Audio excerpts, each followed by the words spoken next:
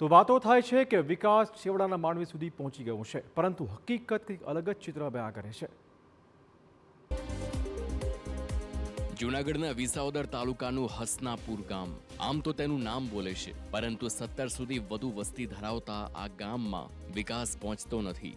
ગૃહમાં ધારાસભ્ય ગોપાલ ઇટાલિયાએ સવાલ ઉઠાવ્યો કે ગુજરાતના ખેડૂતોને મળતા લાભ હસનાપુર સુધી પહોંચતા નથી, તો દલીલ કરી દેવાય કે આ ગામ વન વિભાગના સેટલમેન્ટનું છે.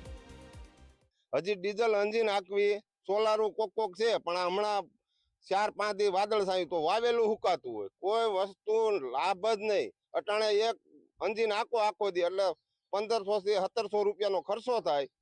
ઈ તમારે કેમ કરીને પોહાય? આમાં માણસનું ભરણ પોષણ ન થાય. અત્યારે અમારી કેન્દ્રની સરકાર જંગલ ખાતું છે એ તો કહે છે કે ભાઈ તમે મળો, અમને કોઈ વાંધો નથી. તો આ ભારત સરકાર, આ ગુજરાતની સરકાર, ભાજપની સરકાર, એને અમને દેવામાં શું વાંધો છે? શું સેટલમેન્ટના ખેડૂતોને લાભોથી વંચિત રહેવું પડે?